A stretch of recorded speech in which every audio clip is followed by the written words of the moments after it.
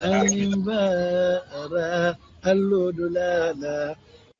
Albekarandirola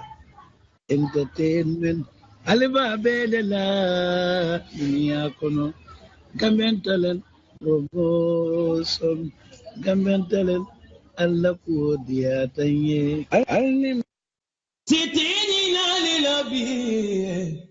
titini na lilafi, dunada ni kanilema, duguda ni kanilema. Gambian talent, alkanabula molunoma, kanabula molunoma, molumambitia. Baos, kanabula molunoma, kanabula molunoma, molumambitia. Tete na leila, sanani kanilema, kanitulo na firula baba, budani kanilema. Gambia, manda jalima di nagid. Allah, Allah ya Rabbi dunia. Allah, Allah ya Rabbi. Allah,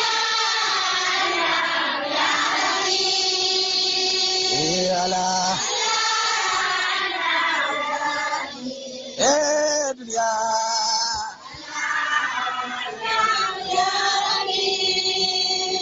Iya ibunu gadama adama dingolu.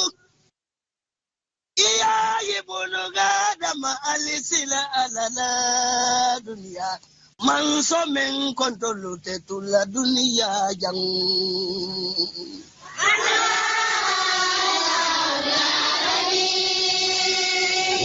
Allah, dunia.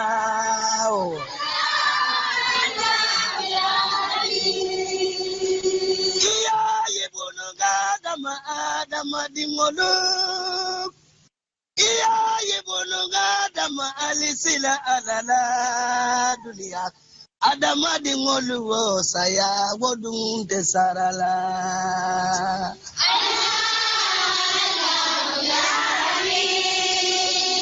Allah, dunia.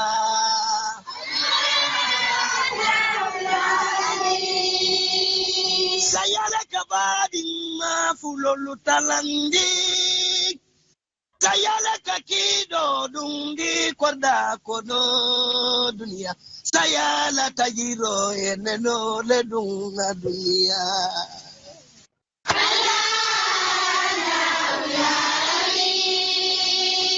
Allah, dunia.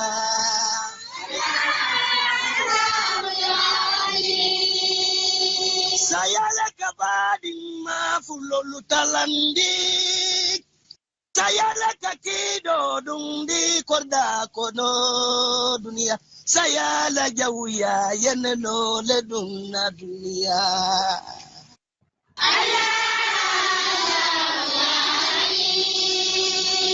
Allah,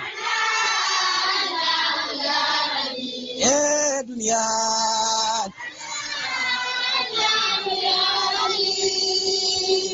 Ningamira ingona fala talale.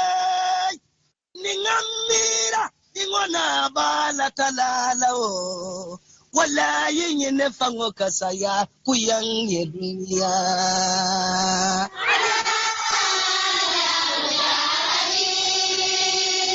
Allah, dunia.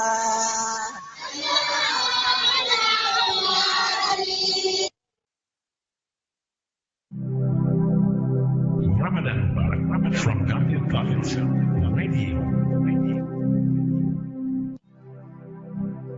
Ramadan Mubarak from Gambian Province, Radio. Ramadan Mubarak from Gambia Province Radio. Assalamu alaikum warahmatullah mbadin lamoy lal mbadin jibe lal alben jibe kan dunia tonko nano dawadaranding walal ben lamoy kan dunia tonko nano dawadaranding alla favorite program molen kamen sambale nan lokun ka foy men menyanta alaji ibrahima ba mama kotom fama mama mbarin ka sambale nan alhamdulillah nga ala tento nga nabi jey biray bi lungo sima ay be niyo si bi lungo ma alhamdulillah rabbil alamin lunga sunkaro nyin dunta kono bi nyon lungo la non nyin sibiti tambila bi afele murta nanjang Gambian Talents Radio to alhamdulillah birin dunta sunkaro kono ngalon ne ko fulol ni jolal kay be nyin tembo men to ibe contande mbake kanto lokum kilimume tatale woto alhamdulillah once again sunkaro kono lem kay kubete ke menyanta be wala kacala sunkaro kono ka ke nyamen nyin lokun tambila na kaca nafa warta bake preparing for Ramadan mbem fam parendi la nyaadi le pour sunkaro men dunta kono nga wala kaca non alhamdulillah nga ku dantanta nga kaca non ku kumari ngo mentata sunkaro kunna mentata musonin kewo temo la soko sunkaro kono alhamdulillah nga nyinin karo ken non na ustaso na almamo na alfa Muhammad Diop membe fo Gambia alhamdulillah aywo jabirol jabi mole bidon programme be diala ala yake bo imam kilingo ustaz Muhammad Diop dunta nam programme to pour kan join bari jannim ba sambal nan dron nim pharmacie nyo kontong bi atela video kay aller batala ala bayo be nyaari mbake malum fo sunkaro la tinna bang o wade ba pabi nge kontong assalamu alaikum ngejo ila video bi afele nyaari nda inila bulo kodi beta yalo koydoro yekke ba fero lomba ngejo mpanambe na sewo itandila mbaitandila alalela foro le mudoro ka fo ka itande mo ka fe itande alala baten duka mbaja yika manza kallanke manza nyondam bare kamera nene bi nyon lungo soto bi be di alal de bani ko ka ko le ko suluni mba fere bi le be dula suluni mba fure o ni wol tamam fulo be dame o be dulal de ye mo nati radio to bi bo enji so la bakele follow mbe ala tendori wala baga manigol ka ko men nako anima ko lambiri ben tonto asiti doro mol ba jirale ate mo stata ka memfo ya mwele obe fudinde fendo je fayda ndol ala niya don do dube wala ke jo fitirole la mbe sungaro kachala aduye monati me alonko wo e fellon sungaro la ko dolde wala ba kundo je nenyi le bale nde aba fole nente mbe wesirin janne ne sungaro ndita jawo mu wes bale ta be fole alhamdulillah rabbil alamin alama alay makoy nkara ku kendoke yara fa ne ku kendoke ka ku kendo do na soto bi mamirante be diamno lay sewo bul africa muslim agency movement Gambia sako sungaro kono sako banna kono ndele be fonora atete fonora ate alon sewa da bake be mol be kondo nana be mbafula moli ye lamoy membe diamula karana la mo alondale wol boka mo kuluma dia ala la foto ye mello e ka wala fo hadiso wala alquranu abe diale tele yake abe diale tele e kana bodo ni nafa ni ajen telefonansi kuma jama fono da hannata makke kuloti bari ka mona de memba fala be aya kare wala kira sunna kare aka programme ni bediyandile ndel mem mo fefer la dem fana si jansa roke biyo ngamira mbeta la ustaso ko mala doro akana mama ya ni fama ya jube tele captain no atela mo ndel be ko mala jala doro bay baro mutagunga e bamna namu welcome wala kay namu fode ol kodi deja ko namure Alhamdulillah. Janni mbadundi la pabi last week na kacha kumayata preparing for Ramadan pare o men nyanta kila janni sunkaro bina ye kumale soto me alon ko inyinata fola last week wala ila vitamin la fala kuma kongol nyinto ye fenne soto je ila vitamin la fala je bang pabi inshallah be murla nan sainteng pare ngbal kakili bulanda don ko albe la moy kan Gambian Talent Radio la menyanta programme o me ya lon ko ala jibra ba mama koto ani pa Ousmane Diouf wala ka sambale nan lokon alhamdulillah programme o nyim live leti ngamen ka tanyu nyi lokun tambila wala en bem pare la nyaadi la bem fam parendi la nyaadi le pour sunkaro nyin alhamdulillah nga ku jama ka tanu je ku ko maringo kol me ya lon kon kake sulen bang wala jannen bang skordal kono musonin kewol temo dimbaya temo signol temo amin hani do kudula inshallah nganyinin kar dantang fonong kenon ame ya lon ko imam ya jabi mole ala jabiro diata no mole baba ke woto kumonyin kuma ya tan bake ni alaji dunta nang pintitale 1 minute don na dunta nang inshallah ngate ba fala mole le faye fenne soto bang me ya lon ko nyinata la kanton tel be mum bollete drong adu momo mum moti drong boy sinyina wati kotengol wala kudobi je me ya lon ko alla fita timmandila ala ma keno aya timbande wolungo bi adunta nan kote ke inshallah maybe asi kuma soto me alon ko alla fita la fala last week programme to lokon tambila programme to wala nama soto finance tenten bi ta to don tafadal alaji nde dal ngatu dawa da men to ay tara woto doron ngabula kuda makono to ngaro ngamendi lon je ngaw folenu adabe abe maborin tepol kono aman jari nga saya kan ko de la fata nga kutama nga bita yele do nga tente alhamdulillah woto momo ya lon ko inyina tan non drong last week programme wala ima jibe ni dunta na SoundCloud page to iba jele ka fo programme o me menyanta ni dunta SoundCloud drong iba jele Gambian Talent Radio fanania jibe asi betea wala bo nal tata jana YouTube Gambian Talents Promotion nale ofana type wala le menyanta type on YouTube inshallah albe ofana jelale je woto mbal tentula mbal je la Allah la mar nyimma kan albe la moy kam menyanta Allah pa Ousmane Diouf ning alaje ma ba mama ko to la sabale woton sin nabilun tango jiya ya imam be jiala assalamu alaikum wa rahmatullah alaikum assalam wa rahmatullahi wa barakatuh الحمد لله والصلاة والسلام على النبي المختار محمد بن عبد الله وعلى آله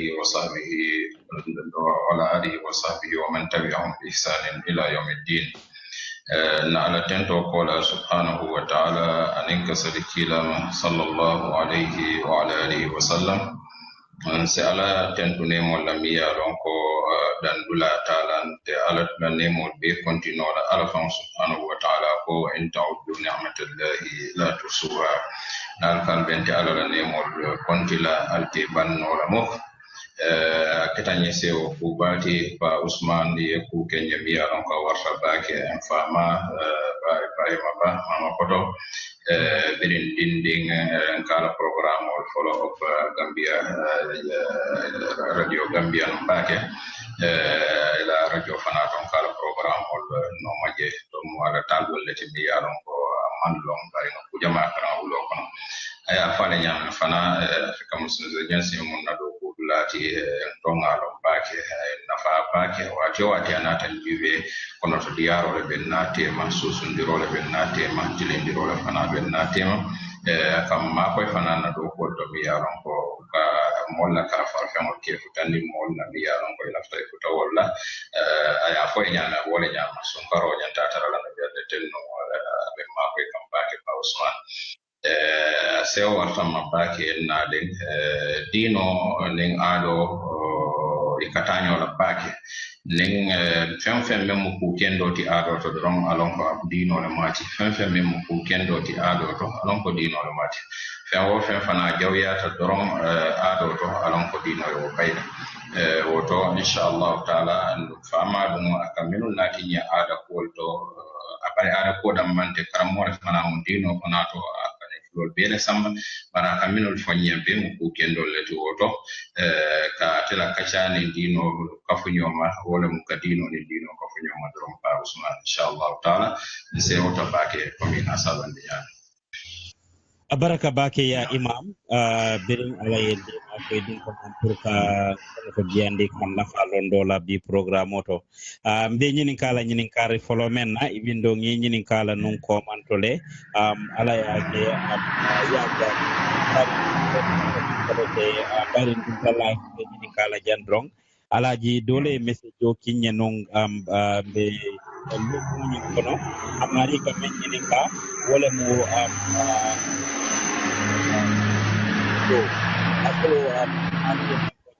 ala message oto ako sunkoto ndingol lebate bulo bo sunkoto nying ala yake atebe tubabudu sunkoto nying mantata tubabudu sunkoto nying be su e diamuta atini diamu ani muso nyi nakacha kono atina ya fanji je ko asinantale ala private patrol sinanta anata wo je ko kasilemo so ay nyinin karo ke ako fatela sungo teytale bang fala sungo mantey nga imam nyinin kano wo message le non aya jabi non bari bayring afela ka futam man non jannama nanum ba plelale bari bayra afela ka futam majang inshallah at si wo jabi nyedrong imam tafadal momen mo muso diamuta mem man kala musoti bari akala sunkuto anata fanje je fa balo sinanta wa atra de sunding ala sungo teytale bang famantey anu munen dino fana la kitiyoti woto jannimbe dunna programme o fanna dolto tafadal assalamu alaikum Alaikum salam Usman komi nga foyno nyame o mbali ngomba kono to diala baki asakata yani ala temo da subhanahu wa ta'ala sonkutiyani pambaniya manke misilmayati bara manke mo kendeyati bari hanin na ado fonto manke kutimiya kunna ada kendo sontala woto wo kammala wo mu kutimiya ko misil mo se jamfala ning a tarakaburo ye sila na tarakaburo la detona ala dibo ye sila sayala koliya ye sila sirat tayo ye sila lakira la lo koliya ye sila jahannama ye sila arjana ye sula won mo ultimi yaron ko inyanta jamfala wolle la balu kono ari bayre kula musaji bi yaron fa keta mi sa ngami mi sa bande mo kono to diaro le to bi yaron ko sa bande muso mo mi yaron ko sunta ni muso diamuta hatta na fudu musumu wala sunkutumo yara mo binu so sapila jurume kan to mo ku jawla fana kan te kote fenna tagwa wala wo fam min bota wala nga fako anyanta lonna mo fenne mo bare ndi diari mo do bi mi yaran ko na keta mo la jiyo do ko ba bare ka fay mazio amanke manioti wo ko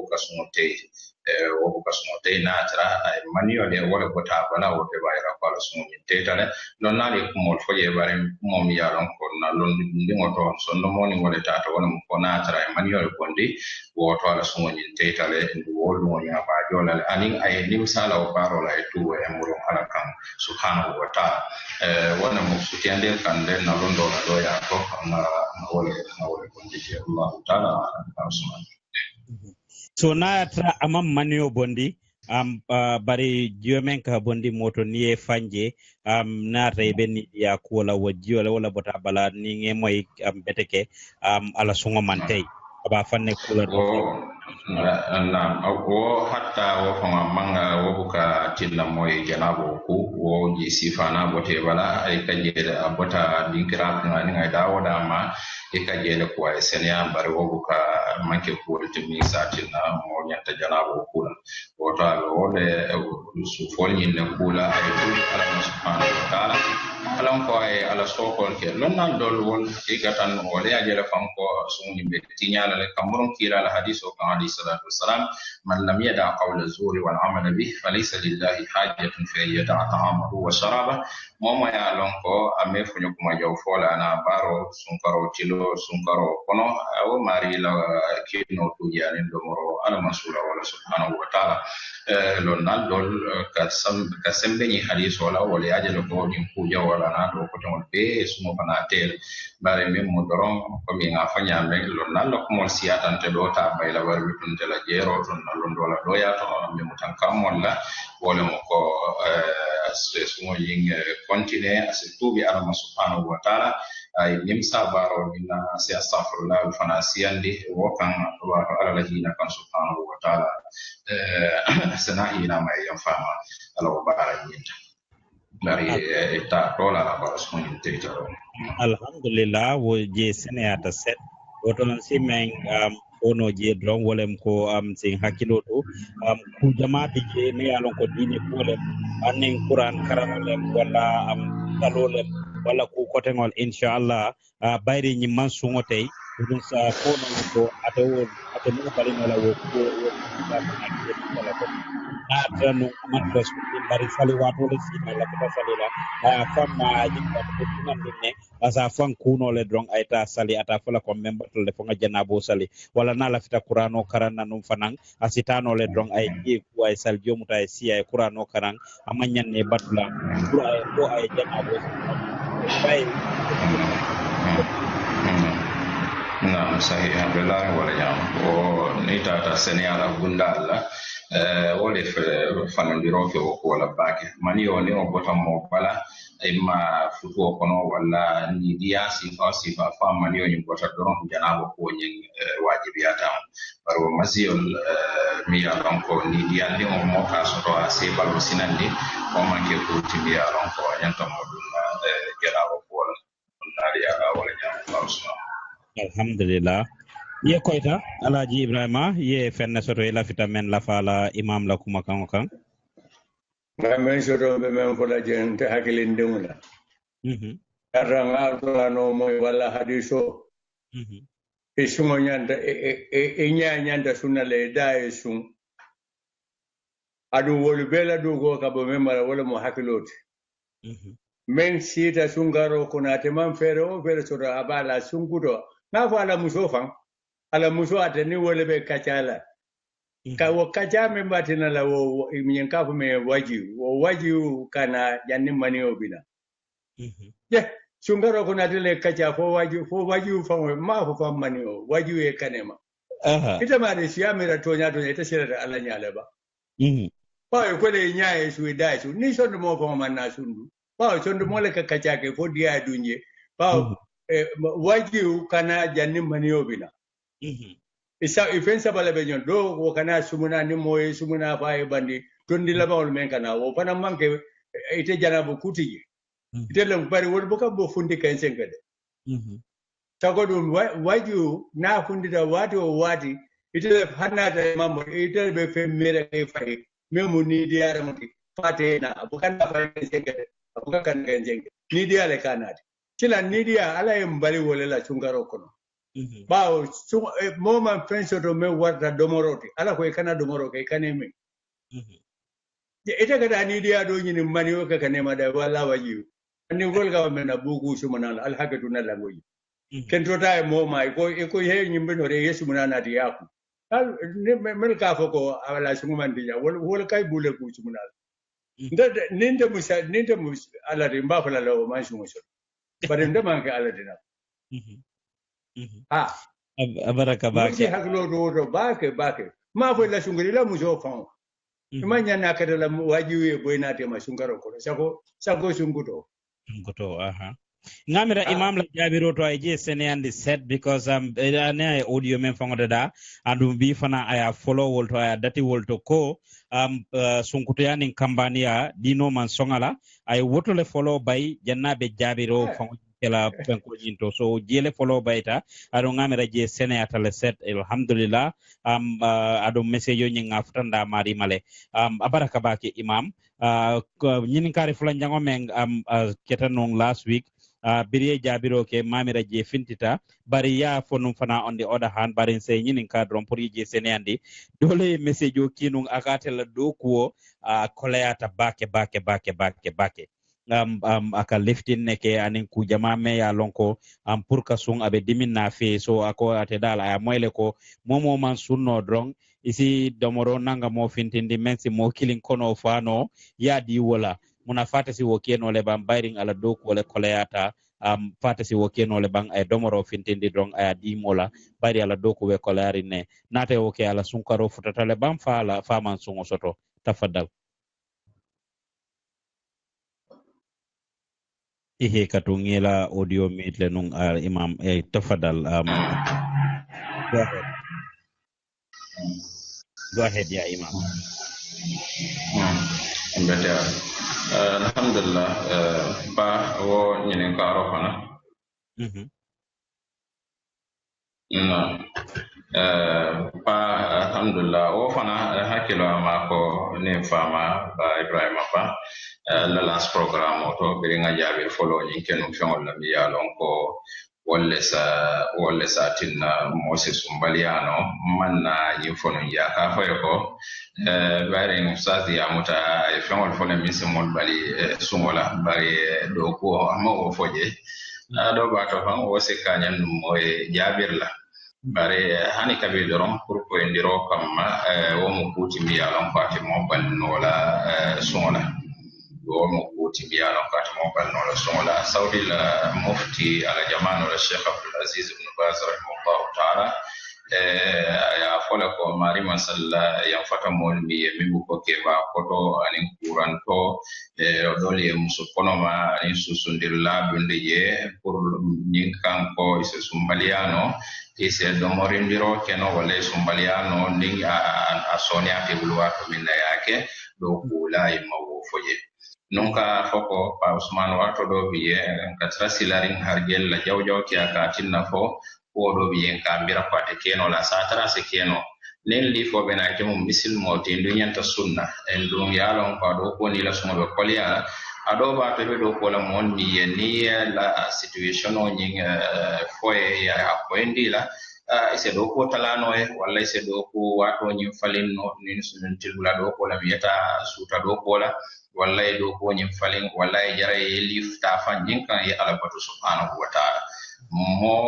ila dino itam jaray ko bela ila dino wala tambitela ko bela dino ninga tenin femmi takita nyora dron e ko fengo nyim boyndile ila nyi dino ta ka lonni woto do ko la kolya o manke la yurti mise mo bali sumola ba Usman wallahu ta'ala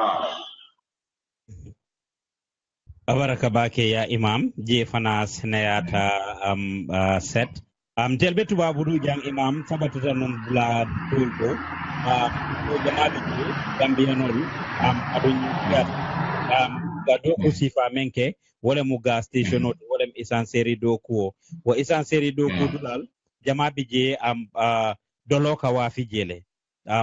wo dolo wafi dula dol safo ko hay to le wo dronne soto do ko to men ye wo dronne soto do ko to so ka sung ka dolo fana wafi dino e munefo woto neatre ibe sunding ibe dulato me alon ko dolo ka wafi jele wala ibe restaurant do ko la me alon ko se subo ka wafi jele e ba kuntle ba dilela ite ba saf la molma e ba dila molla ya domo wala ite fango ka tabi pour ka fenke hanni ite ma domo wala ite ma ming ite mune soto isi men fo nyeno woto dine koto misilmo si hakkilo to ɗo mo fewola kiila alayhi salatu wassalam ko kiila alayhi salatu wassalam ko ayyuma jasadin nabata min suhtin fannaru awla bih bala jatawo bala jatami yalon ko haram mo wala ya balundi wo bala jato nyum fana dimbale fana mo teɗomo la fanati wo kammala na ñiner ñaal sen hakkilo toala na ñiner ñaal sen hakkilo toala be min domola sen hakkilo toala e be la dimbal balni la fon min sen hakkilo toala wo do ko sifa sun karo e bantala o amanyan na kila misin mola do ko dula wallahi pa na taraybe wo dula min to wo doronde mo do ko tebe min kala o to silo ni yeseni la banko ka yena ye fendo ko mi yalon ko to dula je ala kasida subhanahu wa ta'ala wala fasiado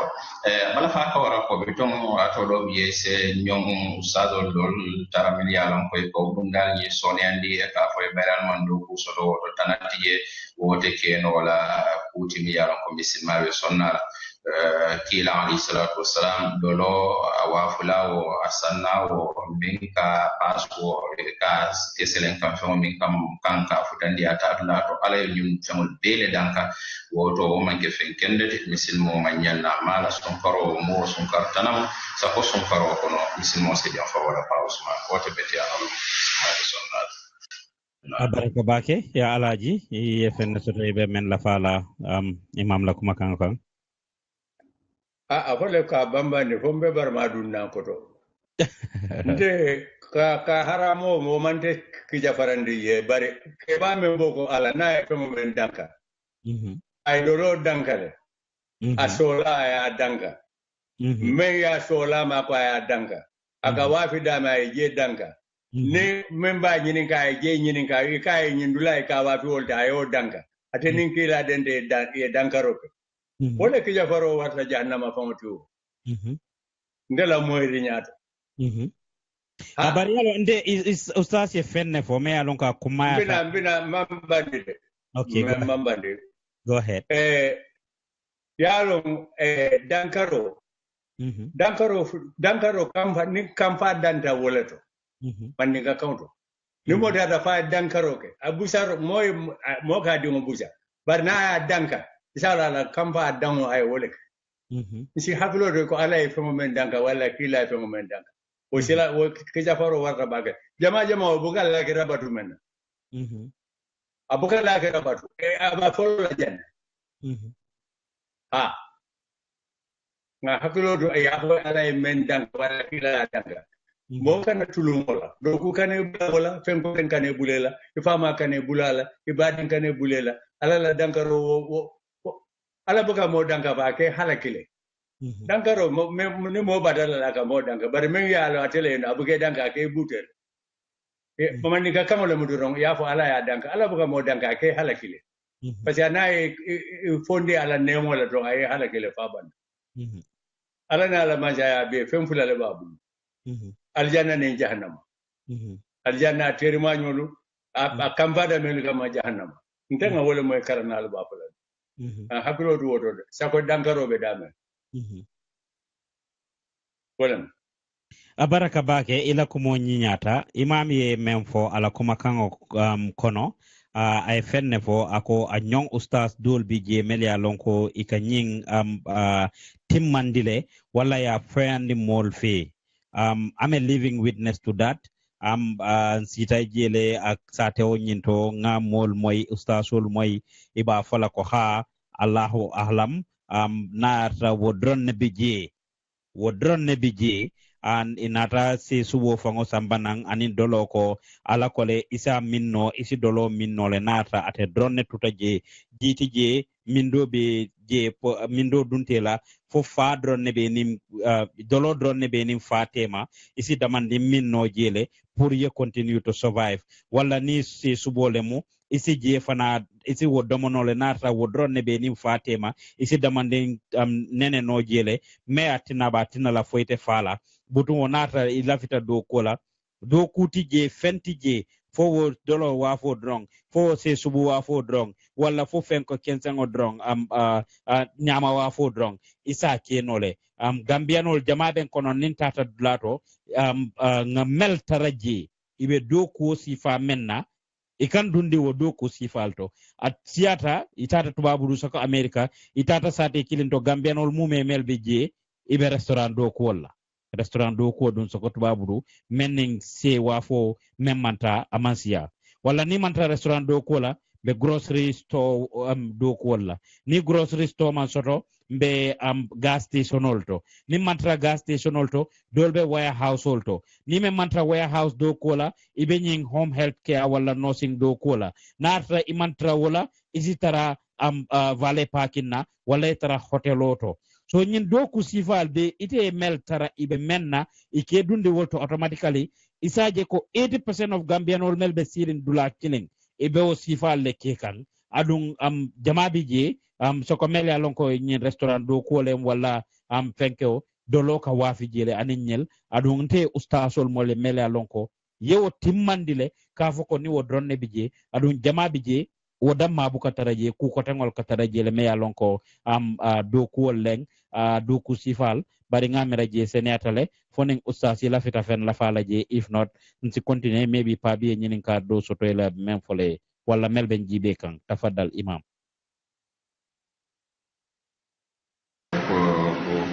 kumandilla la wo kuwoñin to doron toña ustadol bikam min fo e fannaɗo fo momi yalon ko ɓe dulato konko ya muta min ɗo ya muta fo saya sumantala ɓe silarin ɗo amman jiki soto ko ase ɗomol sotono min sa niyo tanka woto walla man jiki soto ko jiise futala walla ase futa jiila min sa niyo tanka woto jeeto bisilmaya kawole fo ko almuttar momi yalon ko alhaalole ya ñori wo alhawo kuwoñin to faŋo maa siya fanna bari ɓe tuŋ ala la ñino kaŋ a naata fanje wo alhaala to sariyoŋo ye a je le ko a se o qur'ana ayo to moom ye a loŋ ko a be alhaala to a se faŋ maa koyno kuwol do la miŋ ye a loŋ ko ala maŋ suŋo la subhanahu wa taala bari wo fana in a very narrow frame lem ate janfa la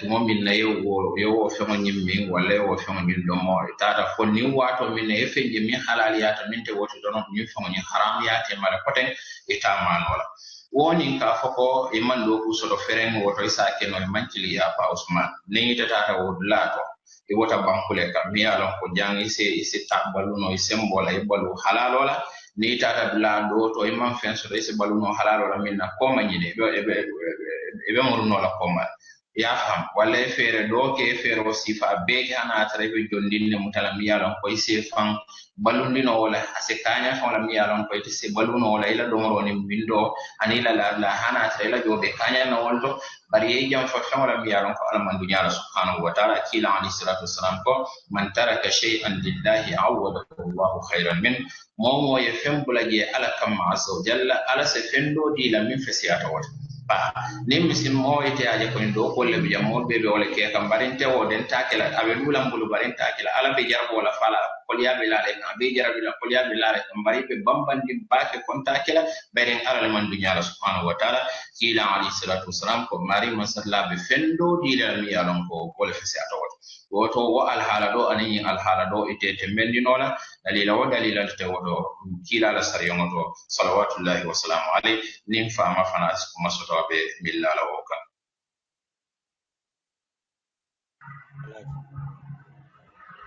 Ibrahima na ay ñinin ka ko fe fenne so rebe men la fala la kuma wallahi ngo ndenga men ko e ngalo nan ko en sewata baga ngondere badala bi batata nde kanjam ibe do morola fengo e muta ay kanto dolo ne jitije kawo min e kana fa ala bagno tulun niola ay afo wala kama bare ala e modada bata kamale mo kana nendiya buka dino la ko nakarno ala men fo akleata senata bakle ninga asasita sila nima mi be falale amin puri kana fa wonen ko do ko le ko le sita fugari anya be hani la fugari anya de kila sallallahu alaihi wasallam ala nala teria ta nya ko kongo le faga beldo ta ka kuno sita bon si mawso so ido ku kale ayati na ite ala so se ka fo be o dala ayola wala alquran kulo wala hadith ite o kenola ala niaja man so na kala sere roti wala ka bidon soto wala ka kulo ibo amalla fi nakarola nay men ko doro wolem abe diale tele yake ay de ay ko yatu je ita yelmandino la fana ala tambita wala le ka nakaroke dolo ning atara ko mi aka delo ka minnenu aka minnenu ala man dolo haramun di lungilinde pasan kamo e kala nal ba nda kuluma fono la ale kakara salinal be siraring ali bado anale akilo ena aka wala fo muslimo lenu odi mo muslimo ka minne bari bira aje ko silan landa tambole tambita je serero le dabula je le foy ka kurundu akoy ko ala mu mo fo bla feren bira ko ala bula feren ita da dano le dala wonni ngata silan sayale mo doron ha ni saya moy ko walla fango be mo fango bulu akwa be kan ko do ni mani do surba je a surba du kare ha ndela moy ro ngay moyo nyaale bari ta da no le dala ni ala ko haramu dal o do nem ka bambandi ko la man ko ma joro be men fola jeje Abaraka bake ya Ibrahima Ba programme o ñing men ñantale mo albe la moy kan la Gambian Talents Radio to the show is live mo moy ñinin karo soto wala janso me la fita la fala programme to number to dial ni be America 67860833322 67860833322 na tribe Sweden 0855926651 0855926651 ni be Angleterre 0161818777 0161818777 wala isin contact nole on Skype na Skype to mu Gambian Talents Radio timbal tentu lambal jela mba folale ahlan wa sahlan menyanta programme olem wota baraka bake alaji Ibrahima Ba baraka bake ya imam nyinin kar do mem nga soto wotata sunkar sukuru kuwolto comme nga mem fo adonin dino mbe wole kacala kudol be jenka ke fo ada kuolem bang wala dine kuolem meatin nanka sung aninka ku kotengol melya menke sunkaro kono dobi je ngata ngake fo sunnolem bang wala farlolem kanto kudol be je ngake farlolti maybe amankati maybe wolemo beton se nyinin kawla sunkari sukuro mafo sunkari mudo bare sunkari sukuro men nka di ni sunkaro datita adole moti bang wala dino le moti tafaddal ya imam. Alhamdulillah Pa Usman ñinin ka to mi yaron ko ma ya tabake atemo kuti mi yaron ko ala patole mati sunkaro kono nata hadiso kono kila alayhi salatu wassalam ya mankutu ko mole man betian mole diye min ka soro kenon kadiro kenon ka kila si alayhi salatu wassalam bali sunkaro kono ala wo diro ni ka chokila kalafa te kila alayhi salatu wassalam hadithu kono ko tanganata ko mo sunna suntendi te mari be fon la sumo konto sotola yemi suntendi fana ala sumo barajo konto fana ala be fana safele subhanahu wa ta'ala ino wote fentala le mari nyilla ala sumo barajo to woto sunkar sukurol mi yalon ko molka di nyola sapo min mi yalon ko be tamotla do ka katabake hakikatan alamati ala sa sonay akabodame fana ala sa simbola fa subhanahu wa ta'ala iko minke dino le mati asetu doron akakemone kama fodum ala le kankere ndi ala subhanahu wa ta'ala bayrim Pa Usman wala mkuti mi ala ko tele kumaya ta kubaro barakendo do minna kumaya warta beti wala mo muneyati ne kake wala mo kala sendiroti ake ala damma kama subhanahu wa ta'ala kana jepuru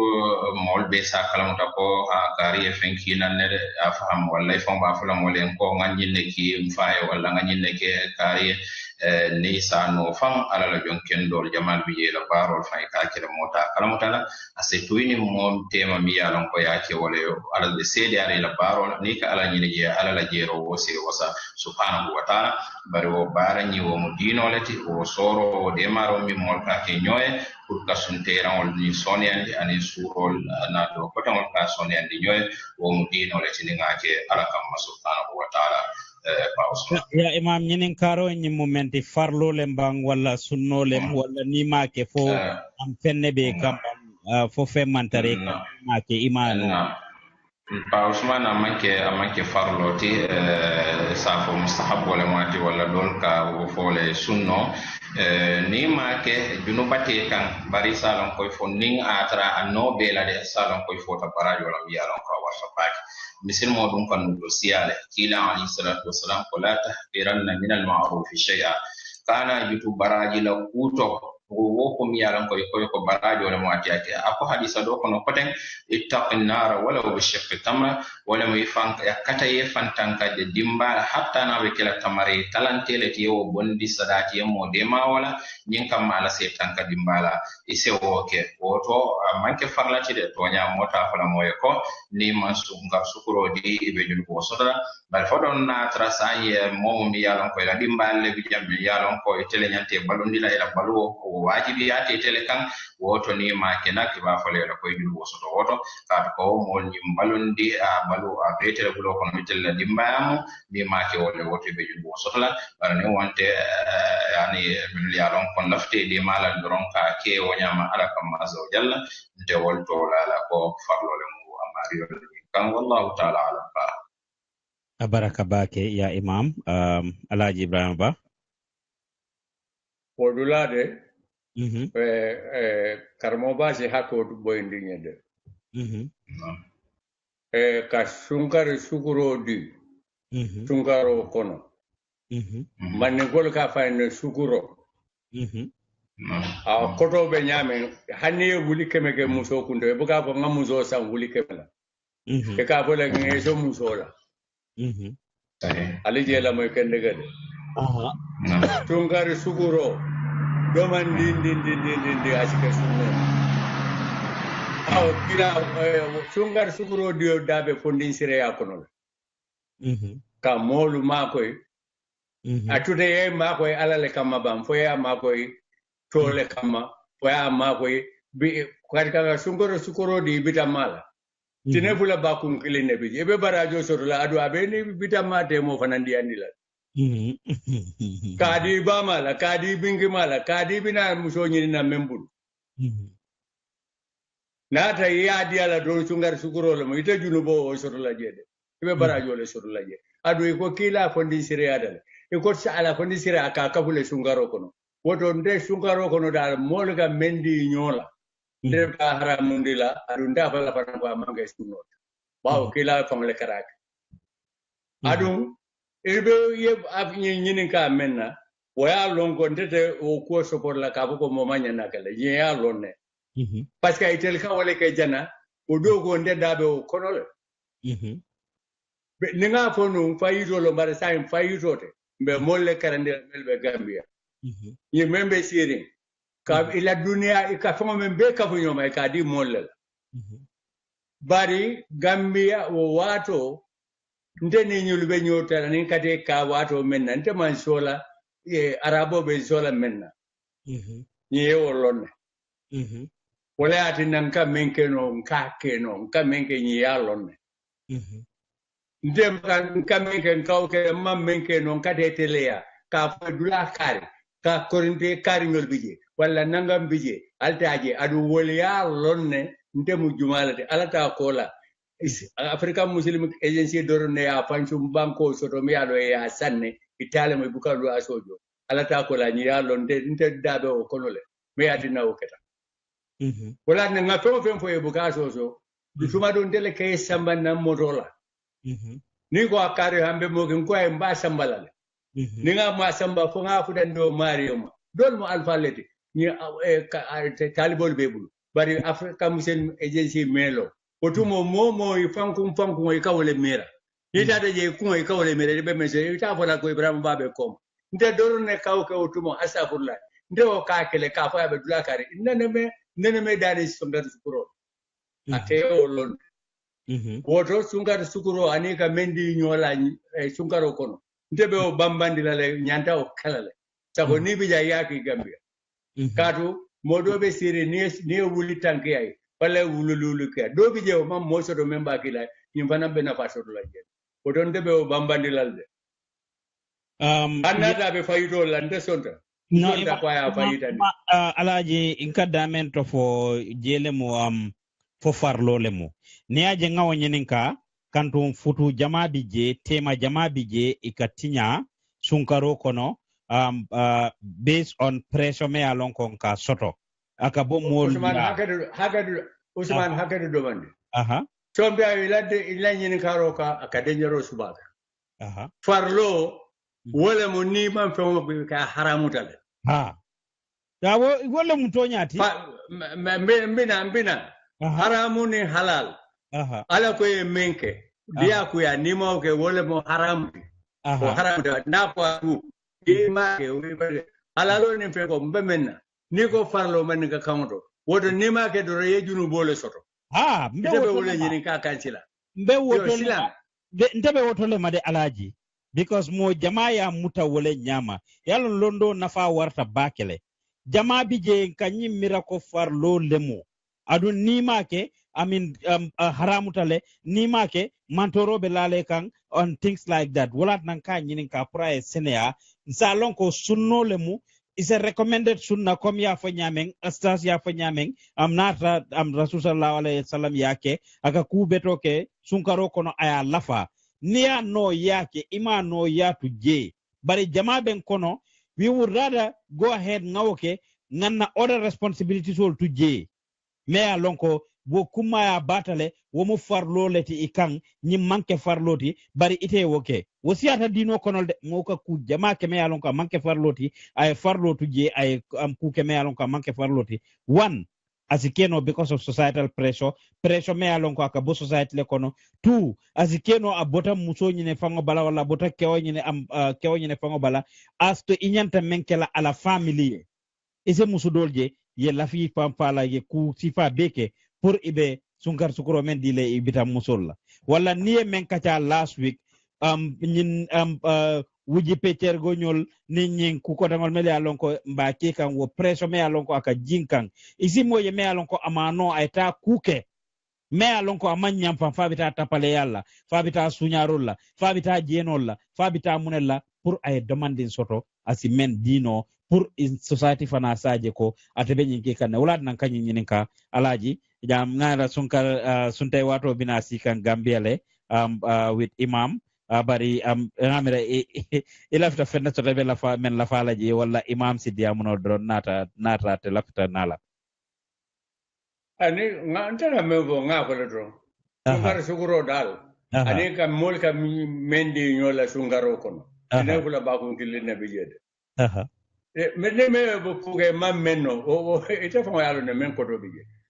bare ko fana be buga tembe no te ko rekude ibrada ya imam no ye fenna treda men falaji naam ning fama be denta kuma kilon le fo wala ko ate musunno le ti kila ali salatu wassalam ya ko sunkaro kono aka diro la fa o to nem misil mol yake kila la sunno wala ke yake kenya imma sukuro le mo wala mani le fen fe ya ko mo se mo na fa la sunkaro kono do ko woke wo mo ala batole ti bi shart na kita ala le kam azwajal bare ama futa farla ya to papa mi ya fa nyame fon seta asela fi football banna wala asen dum danir la wala en dum kata bu jawke ko do ka fu nyoma min na pour ngake bare nim make ba fala kare dum ya kina ne mon ya tine makina wala ni wa afola ko kare ni kare ya kina ni ba fala banta ba to tente ta fala ye o de salon ala ko wata ye subhanahu wa ta'ala ala la jonken dol ka ko kele no mu ka kala mutahrika nu wala le wato la de to kam mani wonte dum o mu bundale mi ya lon ko nyanta fanon ni ran ba ke fonde pa Usman Sada wala mu tikadiro ke ala kamma de semanti amen biye ani daji kol mi ya lon ko mo nyanta sotla min ka fe on bondi kadi mo la ala kamma zojal aro wato nin ka chabe ke la kuti min be chokila inshallah taala sena woto bari yimbunda ida men fo akana futa mo yo woto ko mo yemmin no e kawle ke bisilma bu ka kula mo kan mammin no pa Usman na abaraka bake je koyta ya imam alon ko suntay wato bina sikan gambiale nyini kare dantande mata nyi jang kabo lamara nyimal kan bal tuntu ambal dela alla lamar nyimma kan jara toure ko mashallah great work may Allah bless you all ajata ko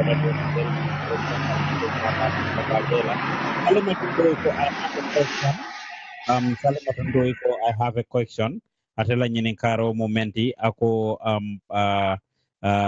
I have a question. As we all know, Europe, you will be fasting and you will see white ladies walking naked on the streets. I want to ask if that doesn't affect the fast. Wallahi, I need men for kunun drong. Nte nyaya ji. Ibe sunding itambita mbedo kono because ibukatra sunding so kombe nyinte momento fa me alonko ambe kandi bale kono. Ela nying soti ndingole katu wole dunna wala sometimes ite fen dunna ye tonten drong inyaye tara kan fang inyaye danga kan tepu muna we sungote le bam fama sungote halo nga bari kayalong nyimben remind na la drong pour nga fo ngamme fo non komando collection Jamal Biji maybe a ansatale but you never know who is listening andung amari londo danta dameng wala na wati dol is important pour nga ño hakili bulandi ñina so e ba jëlale ko ñin tumando ba ila last week jabiro fay ñi jabile ba tafadal ustaz na Pausman Sunkaro mo manki ka ile mo na ida da ma yesun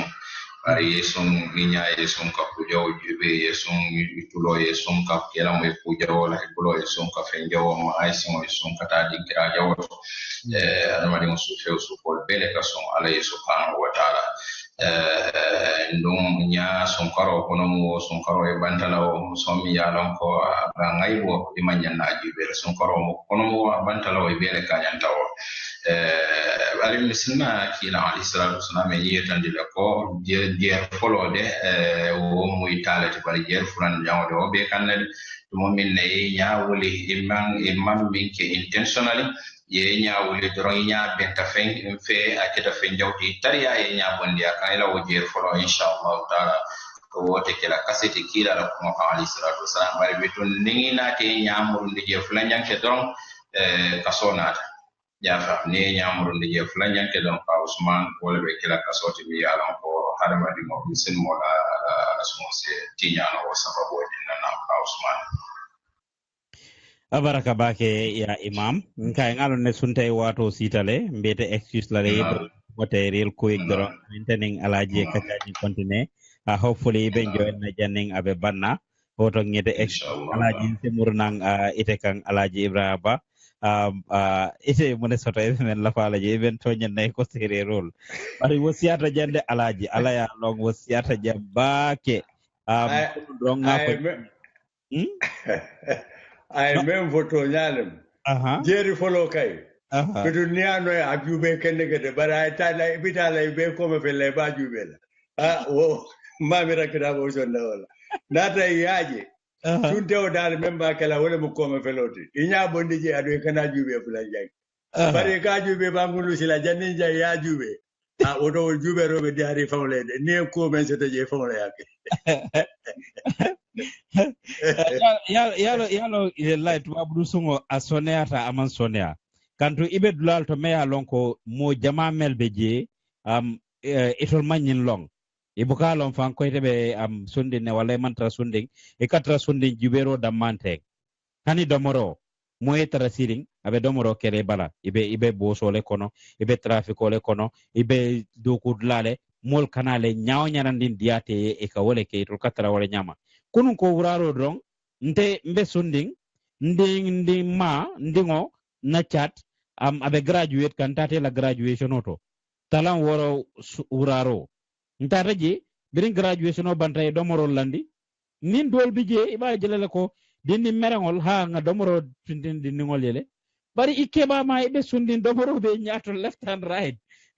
fo ya kilo si taraje o isi mun keno isita no la yidi ngol tuje kodi ibe mun kela oto fo ite fangole be safla ntele fango tata nga palato ta nga domoro findini nga ke fo nim misilma dol fango bentaje ye pizza landi itol malong control mo misil molti itol ye pizza membe sambanang o mu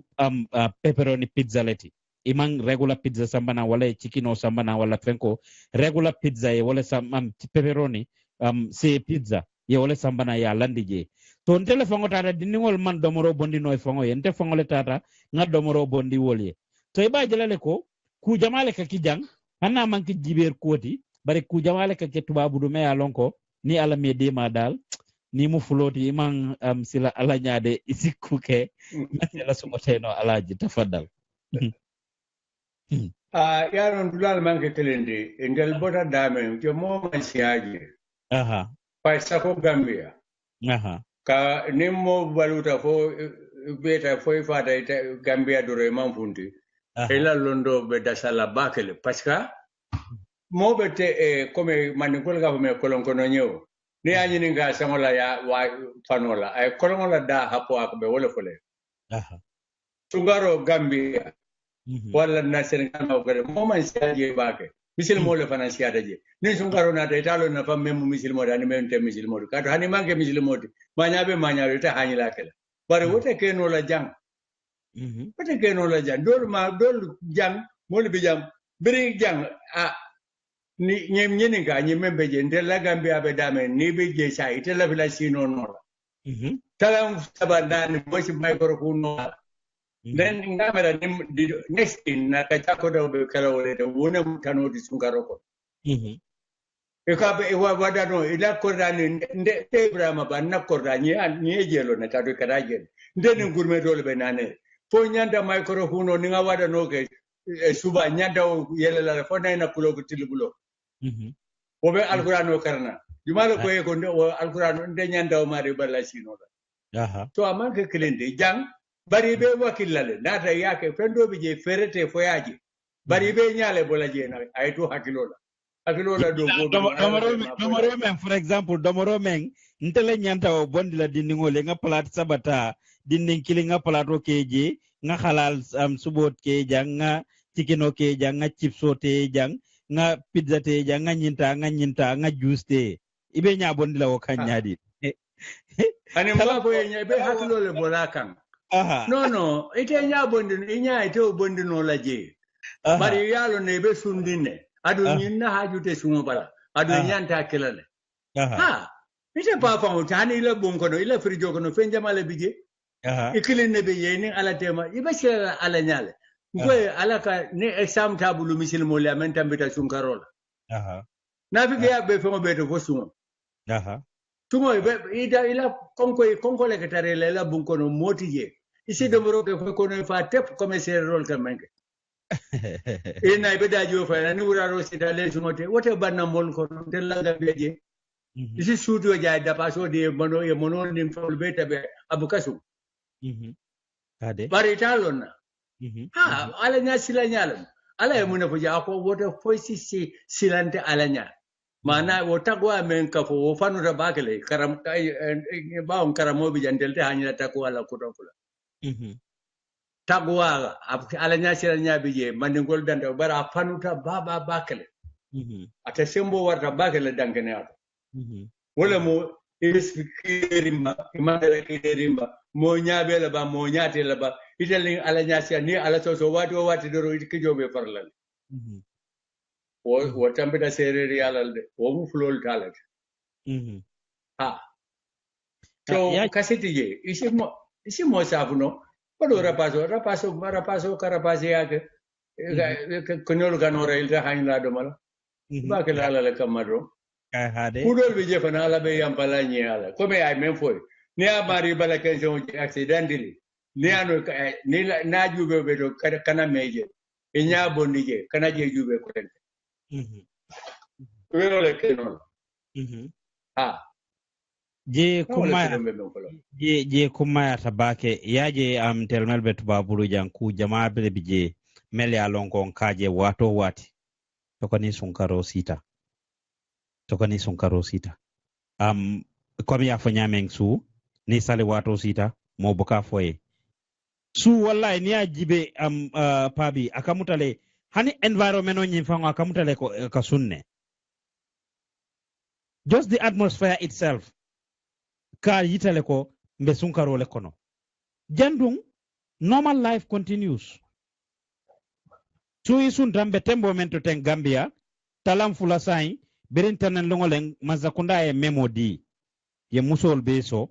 melbe mazakunda do kola talam fula ye sey suwo kono mune o sabu pour isitano ye tabiro ke ike mali ani la family pour e sabati nyokan ndala muso ka wurala do kola ke ala tabiro be yaka ke somandale na yake ayalandi ate katara do kudlale sunte wado kantanin dindingol le tarasu kono abuka tarajang poning ay oftade wala lungo men nabe offering na mantra offering na buka sabati no suwo kono fala do kudla sa sono le bang misil mol wala melbe be do ko la je ni sunkaro sita ibe ofta woto do ko tekela to e ba jela jambe establish nyamen jankata nyamen jankama nyamen ani suka ma nyamen afatata baki woto wo ku jama bije ntelle nyanta silala alala ntelle nyanta fang ajosla as much as possible comme nga fo nyamen wonyante balla tabiro le bang because ikata wura do kola hani isela tabiro kino le samanda wala yake lungo men ne ofta atata nata hani sai ka fo ibe everyday domoro le domola as sone anole bari it depends on Allah condition wotonte fi momo na talem you just have to look at yourself you look at men practical ta maybe pa Usman na musobe siring amantara do kula itela musobe do kula maybe pa Usman la musola do ko is not as hectic as itela musola do ko so conditional fatata bakele nyanta men jibela nimbe sunna animbe mala nyaming ikaje ko inila nebol albe sabateri nyoka Gambia itol fango Cristiano lemban wala dina kotenem itol fangol kalon ne what to do and what not to do ikaje hani nyim fe adulal su ni sunkaro sita jama bi je ka soron ni dulun dulal nani dankin lalal ni sunkaro sita ibuka program ke muna jam mo ka mo bali fennela they happen bari itele be fanji be lantela miraloto ikata nun kulo poto loko yalon ko be sunkaro le konon tita because wo kulo bol be tarla yellin wo ni sulan kulo jamal ka soron ne sunkaro kono jang wo kulo bol katara yellin ne so atu tele bulu foyte be lafira tala kulo poto le foyte lafita tala alaji ya fo nyamen don ay tu inin ala tema yi famuta tafaddal alaji wallahi bay pa ba ngam ko no janne janne ita jay ka wada no mala ba ka buka wada no mai ibuka mai aha ita wada no mala ne o mai bidala si ita bita sal dula o pramba ita si bay ko huno be kelela bungala kono aha to ite o eno la kuti me alon ke be o yankandi la mol ko ite la no la bari mbe me fole ala nya sila na wo mu sondo mo la do kolte amanke numonti neta te foi sunta lonali e dango kele suma momenti ya lonne ala bana ya bola ya ke men kama ke abe kotobo kanne adu madde ko ya lo ngafo na programme don ko ala boko ala be doctorial la sungaro la koto abe jara kanne akaboro le di lebe memminda ha kuranto doctoro le be boro di le te famo buga fo fay fen kari safenye doctoro le be boro di le ala ya fonyele ata ala feta ala buka kumpa amang kumpa bari ka ke fam provite famo le fanna ko lata alal kadu ni sunda birin somanda ye fam bali famo be me alon ko haramude ite famo ni ala tem no fana bela bungu ni te dorne bi mo dindindi je moti je kongo bela yo mo nyano fo fitiro na de sungode ka koyite famo male ko tonya to oni salo manke kilindi o manke salo ani salo manke kilindi mo kara tara salika amalo amam penke mentata alaya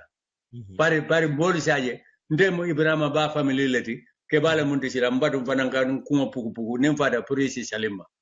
fa jufu ya na ya we ala mo le mun yindi nangam nanga ayenso nangam la yalo fureo ka fa fen kari ayenso nangam la de lajana ka même folo nyini ka wala mu misile mo bari nteko mom ibe koda men kono ibe kabilo men kono e fa alma mo ka nyini karo ke fo misile mo teti o dawto be ko kono de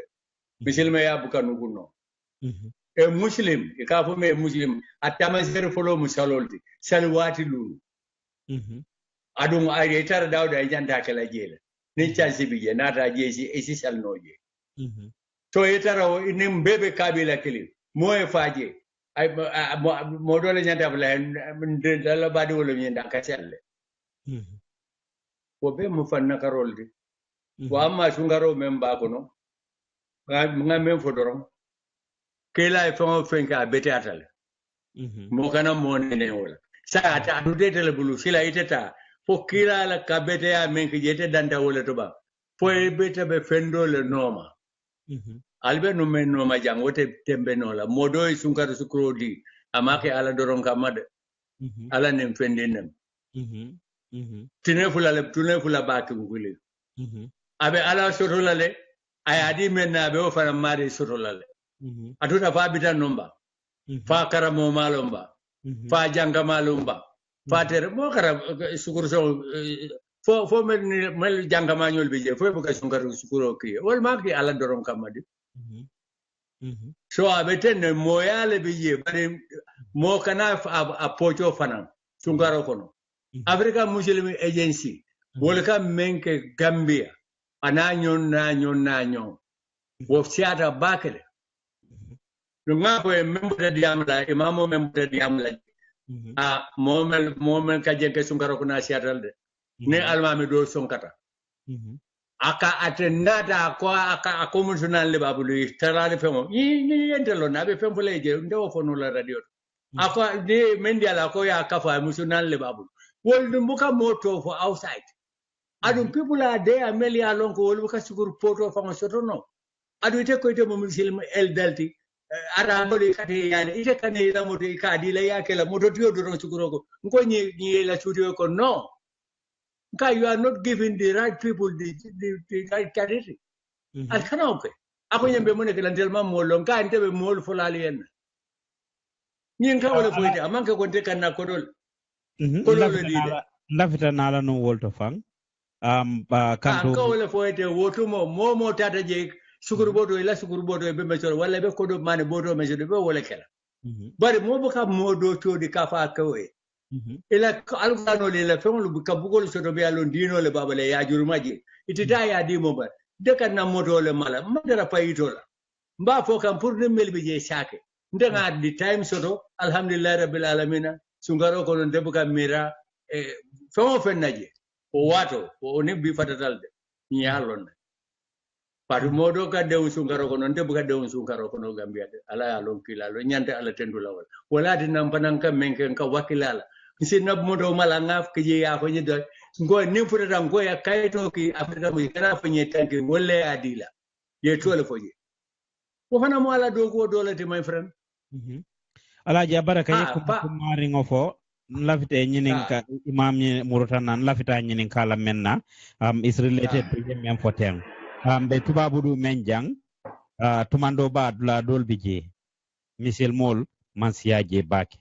wala hannin jama ngosotata literally momo yeje drong ibe fannela niye domoro fintindi yadi mola ifango sawoleng bari most likely amanke ko amari man domoro sotabe men domola so nite sunkaro tabiroke kuno ngamusu doje ay tabiroke aya samba homeless all melia lonko imandula sotobe sabatirin dameng bari nyel manke yes manke misel molti bari homeless all mandula soto so nafite nyinin kala wala le muna ni lafita domoro dila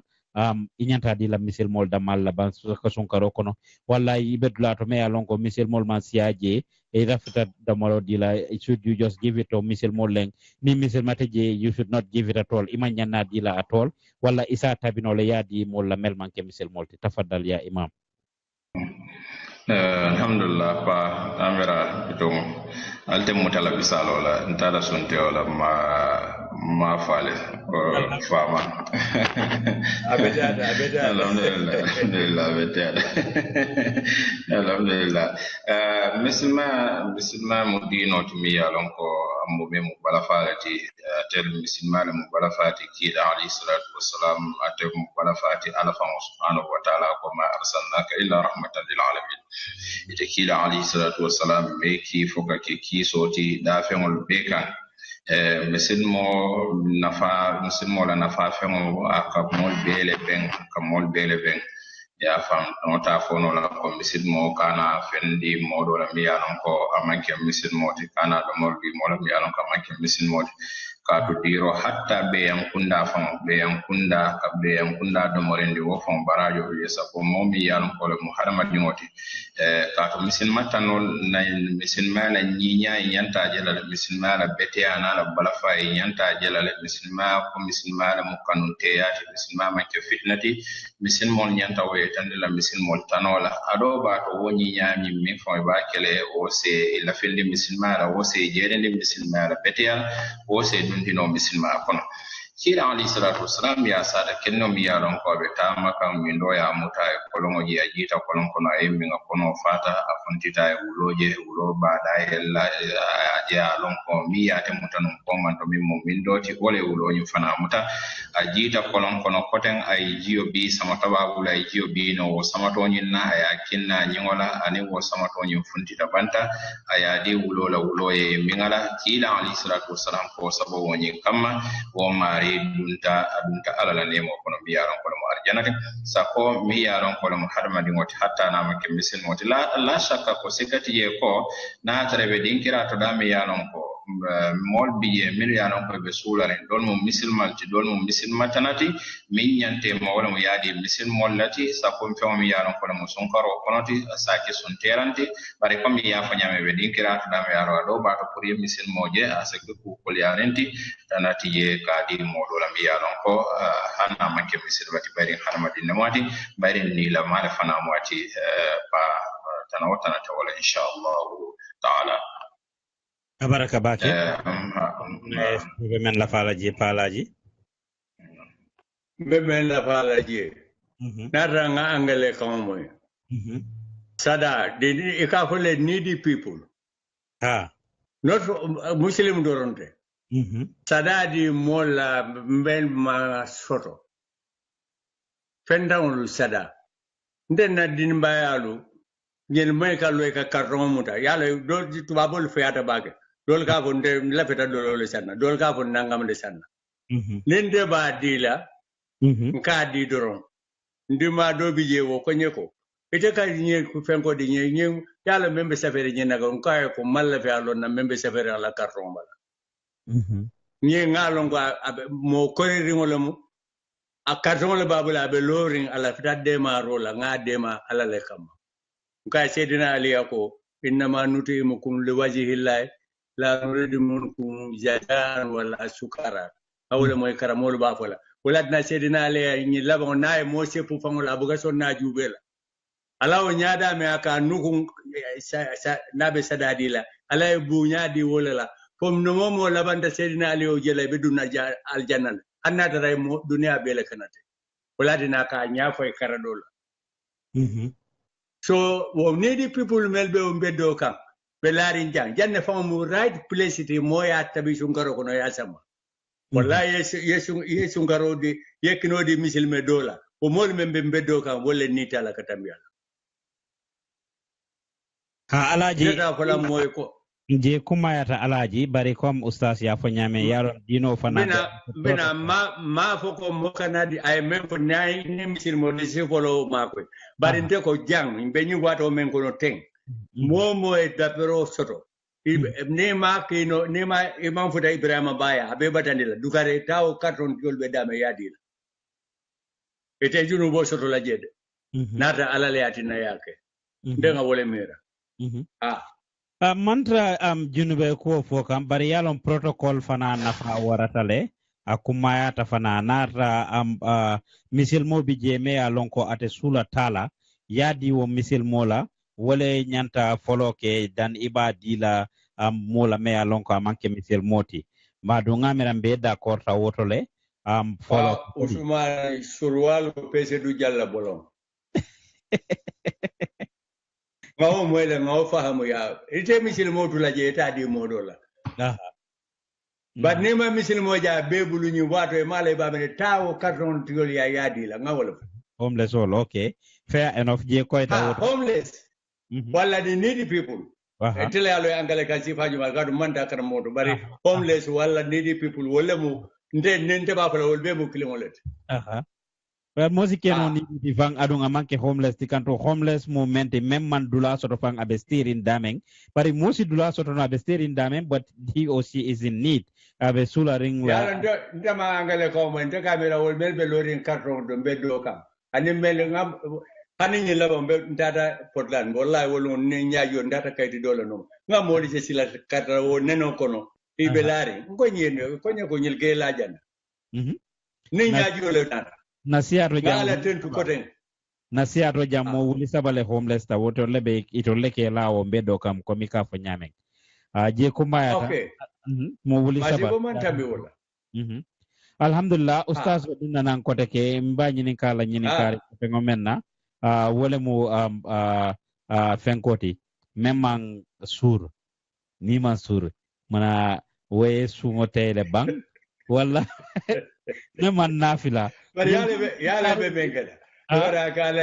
kana serere jiko ke wa dugare wala alaji ida yalon ite ka ma nyamem bi e kam da ko nyin karo munte pour intelligence molle nyin karo soto suro no okay carry woto simpana bula nga nyin karo ke sela ne bandi nyindo suro ni nafilo wala sungo tele foy ma tay kam ta ustaz barabe dunda nan ko kele ite men so mi fo don isa fo alaji wato be jafakat ya suro ni nafilo memman suri wala memman nafila fo waye sungo tele ban fama tay nafilo e nyanda kalale aha e nyanda suro kala ne asoto no aha bar ne ma suro soto ne si sunno sunde ha aha nde wo mun tele de usadi bina nyala bolale aha ako manna fili sudo sino le nda badinde de sunda kadu manna fili mawo karam naman sungo be lora fayna de na biro mu baraje na sungo dal ala ko ne ali sisu na biro wo babala le wo ma jansara ngolde wota wo ma ka fo bi manna fili sonte sunna soma mawo karam yalo alaji ite man damin to faham wala ji faham ne ma fenke last week be programme wala ite famale sita jang iko iteri ma dole ko ni ala ko hannen 500 hanna ko wala charge nung e de atabe o jolale pour akana sung so ibalo ne la ko kuleti media lon ko mo jamabe sirinje iba kekan they don't want to do it so the slightest chance wala excuse ye men soto pour ikana ke drong ita kela mobe sirinje ate excuse la na the smallest excuse soto pour akana sung ate sunna ya imam dundana ne imam ngini kanu menna ndela ngini kar labango wala ni alaje wala muko momen sita aman nafila wala aman suri ako ha ante sunna because mansuri kunung wala ante sunna because man nafila amari ya mutako tungoni nafilo tata nyolale parlo le mun nafiloti wala farlo le suloti ite mun soto ebe me dino e mun ko parlo le bang wala نعم أولا بال هكذا na battery le jitanum sign nga plug do manding ole atina tata off mansara نعم نافلة في سمنتها بيمي ورقباك يمرت حديث أبو هريرة الحديث رضي الله تعالى عنه أبو كيل عليه الصلاة والسلام من قام رمضان إيمانا واحتسابا غفر له ما تقدم من ذنبه وما يعلمك أي سنكر ونافل لماليا كان أنين براجين وكما ماري مسد الله سلجون والكفر ميالونك أي ولي تملي وتو سنكر نافلو فسمانتيا بيمي يالونك ورتباك أريحاني وبيفنا أمانك فرلتي أمانك واجب ولا نكيل عليه الصلاة والسلام بيرنا على صايب والسلين لنافلو على جامع وكنت سودا كيلين suta fulanya wanata mol la fata suta sabanya wanata kote mol man la fi kunna jama kono suta nani nyaw itata ki manna kila ja ali salatu wasalam verin sirani benta subato ko ali salatu wasalam ngalla al halan kala mutale kunu manke ko sinole amuta wa miyad miyem mole kila muta ali salatu wasalam manna ko ngal kala mutale bari manna ka kun silata kon nin kontinental feñi al halan na ala señi na filota ka farlendi alkan indum farlo albatol se fesemantia se wara nyaawo nyabarna manki farlati doron ake baliya junuba man tarallarinje ila do alayhi salatu wassalam ala barafa wartan pak woto nafilo ana fesemantia la waro be amanki farlati atem man tarade imma ita den nola sungola ka fa ko man nafil woton te sunnola wonte kumati dalilati woto ala la kitab woto kila la sunnato salawatullahi wa salamu alayhi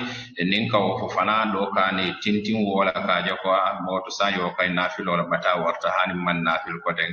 tebe sunnal dorolla kana sombadi yeso yofo barajo nyina bari hani wo be fana ta fola moyo ko farla mati mose sunnole ayatare man nafil mose sunnole fana ayatare man suro fana fesemante abije kila alayhi salatu wassalam ko al-kasuru katu suro barko biye bare ni mansuru masalan sinole mutafassir wato nyin tambita woto ise sunne atre mansuro ke suro ni suma nyosoto awole nyama nafilo fanani suma nyosoto ba Usman wallahu ta'ala a'lam. Baraka bake fo kuta alaji kam de la na faraji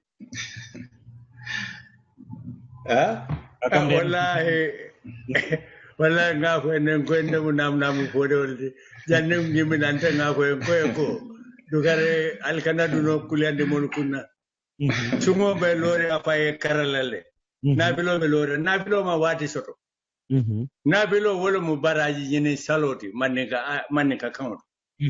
na diate lo keme na wo man sunkara amajari yesu ngaro bado ala wo tudetele mu parente la fita men la je bawo ala ya kesila karanu mo fana na stand down e sanje woro la nyanta tandan kaw mo la wol ma sanje kliata ba uso e nyendi amada ndebe men nyenen kala o ete Imam Job Mr. Job jamolu jam fata molla kata nafilo la je mo beta malta malimu ni fen ate kenola lolta kenola adum molla londolo mankanya nafilo dol kake lo worolete dol kake tanti to dol kake mo ne bendi ate mol mbe nyinin kal nde Ibrahima ba ndela karamo man jamfa nallo man jam say mandano jana ponte si nafilo adunde de lo tanin kilon ta kenola walla ma karanya sorno itebe ma mun inte advice no la na bun no jam ndebe tamano la nyaali la nde tano jama be dame amanka ko da jam fatale walla na position ma nyininga lafata yemma ko mo jama be kerin ko mu problème ol tibulu ibuke fanna felinde no ka fonde mo tem fanna felinde no amma sha Allah nyanda munekal fama along nyini karo lem doron pour la moy lal sa isa long ise na faje barbitung nyini kar la fon wato tele along kami fon nyini kar wo wunda nyin doron nafilo moli koleandi kam baba ke tinna boy bataja masuroje tonya nat hadiso kono na Aisha radhiyallahu ta'ala anha etandi ko kila alayhi salatu wassalam sunkaro kono mo sunkaro e tanala abuka tambi lotan nin kilingola kila alayhi salatu wassalam kana fil num lotan anin kilinella barbiton o ma etandi ko mote nafil lano fenna min da satawola ite minno nafilo to ise woke dol fana se fen ke mi alon ko le tambita lo tanin kilingol hatta na satara on nallol sa foy ko la mim nyanta wala mo se lo kila lo tada mi ali salatu wasalam barbito ite lo fulale keno lo sabale keno ye lo fulo ke ye witiro la kan wala ye lo wulu le keno wala woro wala le keno wala konon to le ke pour witiro nyinna lo la ba woni kala kan wala tanin kilinne keno ite minno ise o keno min be den din jame woni natala wada no nin aka foda men nin ite lobu ko moy don kate dan ko woto amango acibiya ado kila ali salatu wassalam ay min fo wala mo ko nale wada no may alsite dan ku jela woto jame o jam fatela jam fala mi ya lon ko hani wada no keta je fangite ta moy nola woto kata je niya ke fismanti abi barama wajibiya amma farle ay mari kan do se salino ila kun kono amma ke shartiti ko ise sora jamano ni sora jamano simo sakata de sudur koto bake qur'ano ye fen karanje fen no ye mi yaron ko siyata bak ni ma beno bare witon hatta na tara fatiha ko la nasi woda malbe bulo kono e dele wolo tannin kilimo be o ila lo wolo ye ko se fatiha karano e nas karanje ye woli nan ko den lo e fatiha kar e nas la kan bare e nas da male no wala kula wallahu ahad yawla no e te minno alquran to se fanna fil no wala misil mola fo kon tem fanna fil ndi no la bare mal alquran no wo ki jafara kuma balete woto fama Ibrahim ba nyenne mo fenti mi yalon ko asoto kono to diaro e mbadi misil mo ila wonyin ka wala mi yalon ko atita karandi wala kamma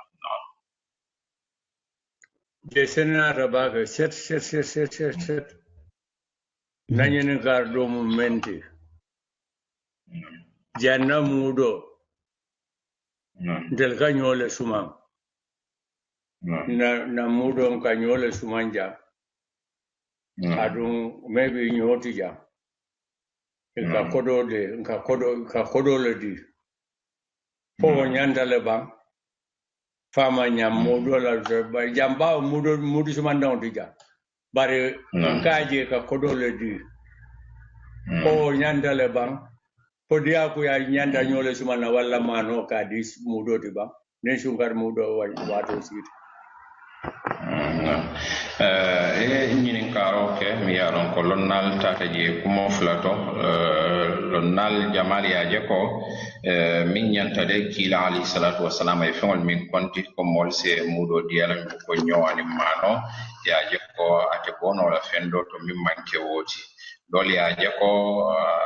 mudo ñing konto itanyanta mudo min konto bondi layse o kodo ñing konto bondi no yadi bari damen koyta de na so sone ay wulo kono ba ke mi yaron ko le koyta wala mo ise ñoñi suma walle mano ñi suma walle kodo kina su ya foyo ko almano sang aliyadi ñem molla wonte fenti mi yaron ko liat ya fam ninga tarafere ti ye feren pour se wo keno ñame woto ni a kodi madi lonnal do la foro kan do wato biron to non do la do ya kan nyawonya wote kala tanati bari fese mantiabe da min sikati jede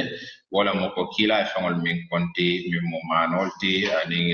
nyo isewol bondi yo wolti se be da wala to ne wol seke kusone arenti isewoke wala nang se kodo nyin kino nan banko kan wo fangol so sonno sotono dame moli ya sange ya talaye mudo nyanta suman na nyame fese mantiabe wala to ne wol peke ta ko kolenti ti kan ka kodo nyin konto di to bato wote kala kasiti dal wallahu ta'ala alam bari kula miyalon ko mosa lon ko lonnal bal fanade tolle ño saboke akodinna wallahu ta'ala alam ko do nasaba ñomu menti etebe bolo kalamale ndene yamarodi na programme bawo e kalamo kontata alma molya ba alma molle mun de terma ñolti ngaje mobe ka ñole nati ko ano nde koye ko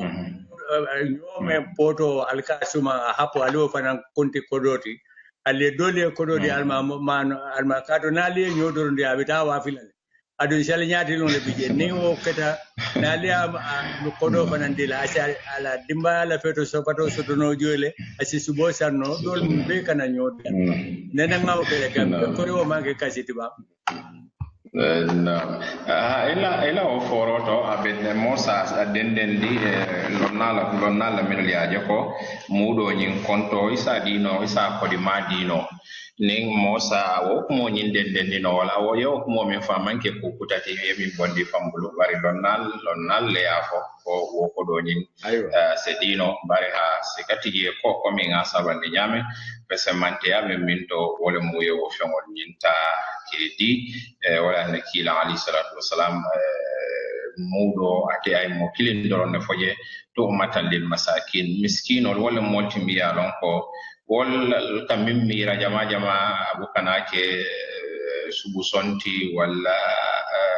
sidifane nyimal wol jamal balu katra ibe min do mola wala yani ila fuariya tembeda moleti wala nakila alayhi salatu wasalam ay wala mal foko anyanta dila wala hadiso man mol fo amanke masalan mo seol mi yalon ko alayhi fo jaka bondo to amawo fo mudo nyinto kila mo kilindero na foje wala maskinolti wala fuarolti mi yalon ko ila fuariya ko li ati mabake akoy sadi wala seke wala domorti aseke senendir fanati mole mi yalon ko le suntana sindirol la mi yalon ko yake ila sumol nyin kono ko mi nga fanya mi law ko manke kuma kutati lonnalle sabawo ko mo nyin kan to inshallah ta jela ko ye kuma kutale foje wala ye kasile fono والله تعالى أعلم. Yo na labanta momenti Ibn Sabil. Ka Musa o men fo jana jaka bodulato إنما الصدقات للفقراء والمساكين والعاملين عليها والمؤلفة فاتت دندامن ابن السبيل إبا فنو لا نيادي لتواب كونتا كتومو فنيم رفي ولا مرفيجي تبام فتو مارانك ولا فمنم ابن السبيل مجمالات نعم ابن السبيل ولا متعاملاتي ولا مسافة تمرنكي يا فهم ما يعلم Yo, ndolga foto maranke ba malo. Ndolga balika ko. Mani la kauto. Tunga lanke bari sabu tumaranke. Wala yisita. Tumaranke. Wala wala da dala wala ya. Wala multimedia. Bedada mani la kauto buka ba moila. Wala toya. Okay. Wala moti mi yalon ko abe tama silo kan tamo ba Ibrahim fenne mi yalon ko abata warta baki aduno koliyata baki duno keta fent mi yalon ko koliya mo alhala nyama akatara de wo kono akatara de to kono akatara tumaranki ari fam baki akasula de maro nyinna wala atna misilma ya fanata aka konti mol nyin kono wala moti mi yalon ko abe tama silakan ro tama silo nyin do bato la sila fando nyin banta manfuta ta dulato walla ala famurna be murna da me manfuta no wolto walla molti mi yalon ko ka fole o tamala marbe to manke bi tamala mi yalon ko tata isita betu maranki ala banko to mi yalon ko alhamdulillah alay firim bake je ko be sonari maje te o to ala ibn sadilla mi yalon ko mari masatla ko le kontijan kamin konti wala mutumaranke mi yalon ko abe banko kan tumaranki ata damen abulo banta je ala sila fanda banta wala banyanta murunna ya mamurunno misil ma ka yille konti ibn sabila mi yalon ko nyanta jakodi la mari fanara wallahu taala alam sain ateo penke ko mi gambia jam ma ko na ke mo bilari ko sango yele mata insa bono jakoti gambia ba balante si jako bondino janga sam ngaj aki mo gambia ba lonnani min fo wala mo ko jako ni ba bondi la min hawla ma yati amma baake wala mo ibe da men mol min biye wala hawla ma yata wo jako nyinna katambi modo la min yalon ko le be jam farima jako be bulo kono isinyo wala bari o mi yalon ko ina be sutiyari nyola ka di wala hawla ma yata wala dina ka samba mo e mi yalon ko ajam fatela bari be ton mo kam mota fala fana ko ni yas di modo la mi yaron ko ajam fatela fana ila jakko ni tala bari salon ko muslima de min sutiyate ma wala hawla ma yate ma katambi mo la mi yaron ko wala jam fatela ba Ibrahim na londo ndimo kan bari be damen normal na be damen normal ninda law dala se temo be gambia na be gambia na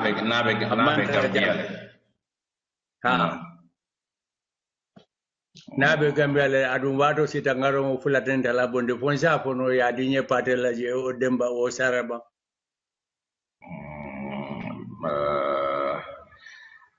nam bayre nafulo be janna sai biton wala mo kuti sai ite be jana nafulo be ite be jana nafulo be jande ngamira biton nsello wala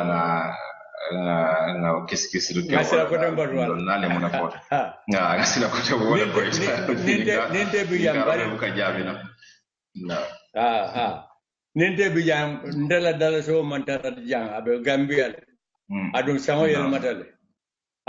babo no de fonsa bono ngafo ya dinye karla ba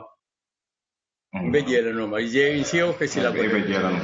inshallah nga wake sila ko tanti nga woji be ko dar inshallah be min jela jenne na sata jela na baraka baki alaji aning na nyinin karla ba ko ustaz wato be jamfa kan nyinin karla ba ngo about salibayo anin sallungo mone nyande normal sallungo la ha especially saliba ko comme nga fa nyamen drong Sunkara Sukuro to melka mol batandi nteka focus wolle to because we have a lot of things meli alonko nka tale nga preso la fankang me alonko amanyen nakrani akasu jamal fanati nyaaw jamal katra diare ni Sunkaro ita wala salo amin problem ol yedate itema to sallu mo munen nyanta mol ma inshallah amin kadati sungolo salibay ko la tasabba ina Naam. Pa Usman toñalam ka dulan ma mi yalon ko kuma ta bake ko kulti mi yalon ko silmol nyanti akilo laye ay balu ko lendi ma bake ay de wosimma ay wulula jamal sino baliyandi ay mo jamal kumbondi ay mo jamal sunundi ya tara amanya nafutala jebeto toñalam adab al-eid wala mo sallumo daji kol akafraje lubsul ahsan siyab wala mo ila sidifani kendo anyima senen o yo dum bari buka foye sawbul jadid kitabu titi ye min ka foye ko doni ka kuto ta foye la doni ka nyima min seniata mo dum se doni ko do soto ado wata sanji tang soto e bulu fambarni a passé ya fontindi wati doron se nyinya fo se tra seniare se nyinya mo jamal la doni ka kutol fonti oto wo kammala nimmi yanode kana ya jawya famma kana bulo jakan e se fam isa nyini nol he anyini la dimbale to nyaade fen kutode wole se o warta sako dindi wala karola wole se o warate ma baake bari ni mano la yukallifu Allah nafsan illa wus'aha hani na kitanu farlo ti fan abe kelanu molle kan mildi yano sako manke farlati ya fam oto niyano ni hatta niyano fambari ajo ko mbatu nasidi fani no hayna mi yaron ko be beti yare ni abe nyinyare na mbatu ngawo dum fan tanawo tanati ye misilma be folem setifani kendo setifani nyima yewo dum ye pare o museo tama seroti bare amanke forcete ko nyanta fen kuto sanna ni sati na futwol ye banje ni sati na badi ya kunduje ni sati na moli ye fandu julollaje ni sati na moli ye fandu tapale ya kodi kafula nyoma purkake misilma mawla mol kampa Usman na wala soto kafo ko to wallahu ta'ala alam. Alhamdulillah baraka bake sallungo buto woni mol jumale nyanta sunna somanda pabil le nyanta sunna bang wala mo manyanna sunna sallungo fango sallungo sung mantara yewo sallungo sung haram tale sallungo sung bukake wala nakanta kana son fa yewuli yeta salikera to imam fendom kata e fendom yandi kata salikera sallungo amulungo kulletmi yalon ko sung haram yata sung bukake sallungo Pa Usman. Baraka ba ke tafadhal ya alaji la fitamuna la fala je nimbe programme soronna Mbeme la fala je wole mo nyum programme si fada na fa warta ba nga mera molbe se wala baba ke le katu kumol men foda ja senata adon kumo fana manke kuma fufulo de membe yanka kan abela lu mbar maleka ni aje entel kala fi nyinna ya ko hadisolum walla walla farlolo walla nanga nte nka men fo dino nga katan kara keten nkana sidoro nemoy di nga kombe dino mol karandila dino la dino me ya karanga ya lon kita boto walla ya la moy fa famuta nyanta dino ko ko lay fay kana sidoro fana yemire fay ye dino dade fay yara fan mo jama be seri ya mere mandara kaje gambi ite fenne fo jamme alo ay ma ko baleka ay nafaso wala de nan ko ngani radio ma ko ndeng meta la mo rola bake bare kaitande ko ite men keno na filoto na filoto sunkaro kono waye wasale adunia ka nyama ka ko ni mallo tan sabaga wala mallo monke man sumo sebe defana bila o koitam woto nafa warta bake woto mokana tayel kal nafilo ke hannabe kala lo naniti wala lo woro wala lo say yo ngane sitigo yake nafilo ngafale baraji yini shalole woto ya karanayo bambandile bi woto moyo wakili wala ni ka fo manta no jamanto ndesunna kadu man nafili wo mu seere kumolde o manke fula kumata nde barka sewota baba baga ye hakedina bawo jobule bari o kumo bedala bake baga ilana ina masoro ado mo jama be sewola nyobola ka do eduni bale bonde mo kunanye nafili baliya Betiata inshallah betiata Pa Usman kumo labandula to dorong hakikatan yaku ke miyalon ka warta bake yanin na alfa karamo ma fama na yakar lamfana tol aya fonyamen ala be sede ala ngala wala nyama na do kudula na kafuta bake min ka nati je fana wala molla sula quality nyina be talaro kila ha kare wol be janade o sulatal de alsafu tandila abu kana nyine de ala sedi ata wala bari ya fanya men mol be sedi ari wala ala ya de ma abu ko de wol soto ate kana minna wala mu nafa be futala mol la nyamen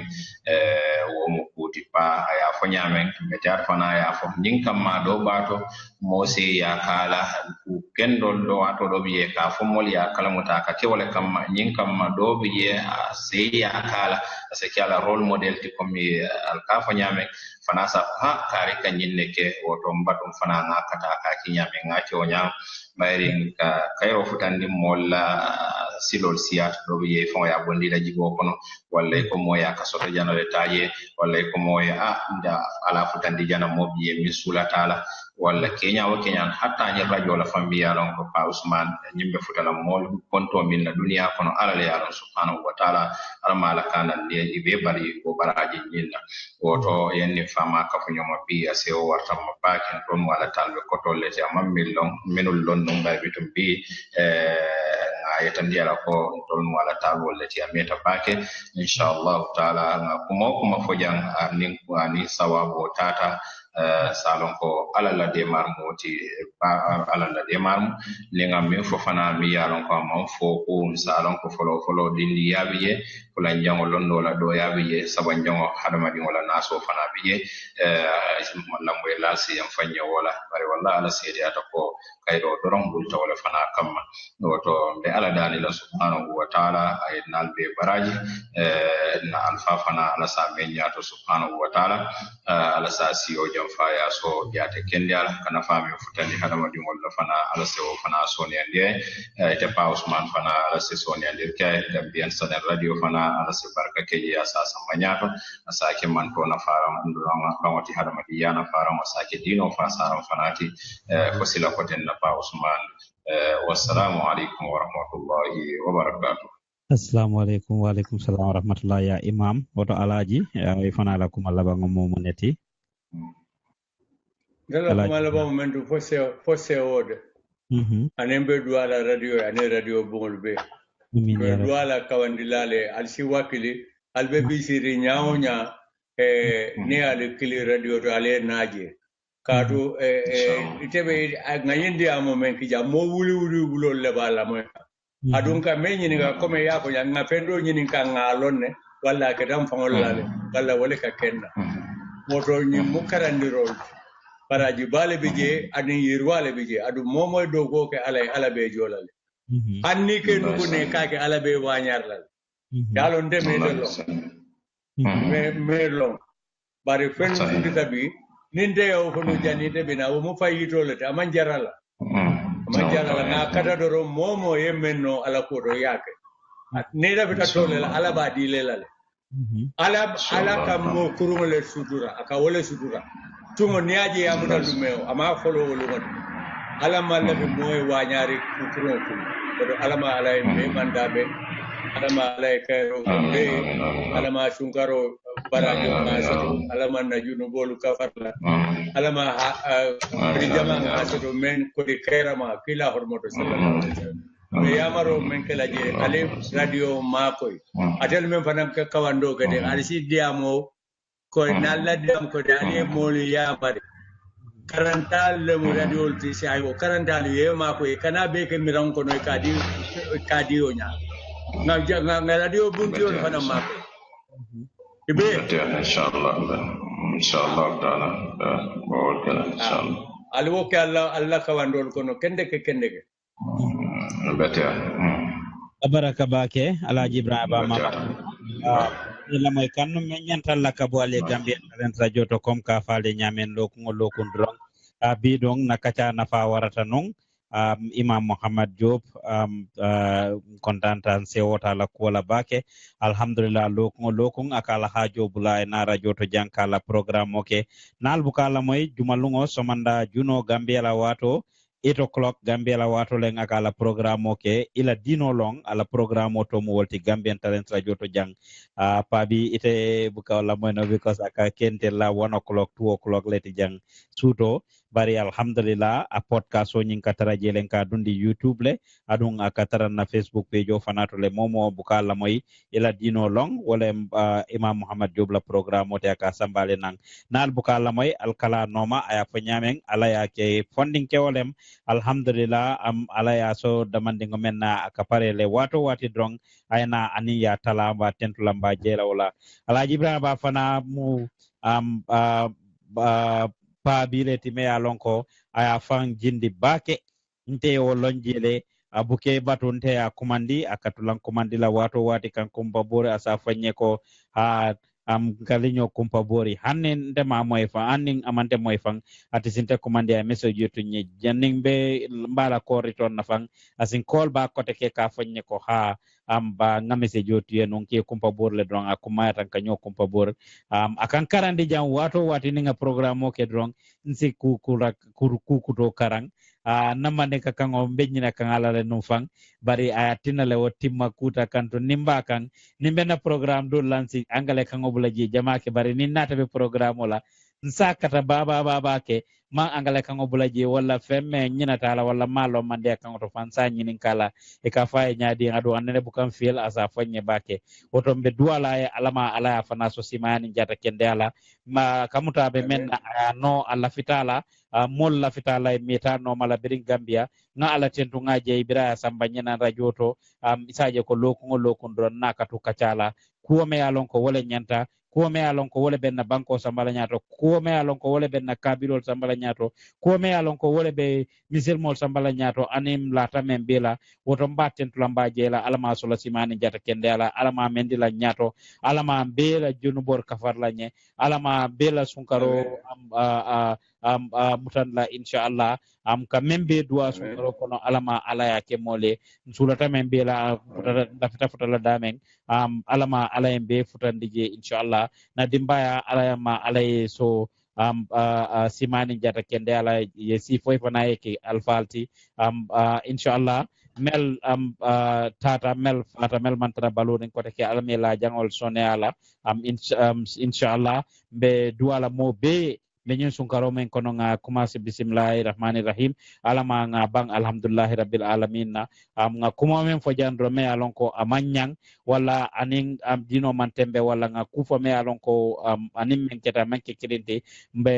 alsa alon ko telle man sidrong nga kuma ko fana men fo kuma kango men fo me alon ko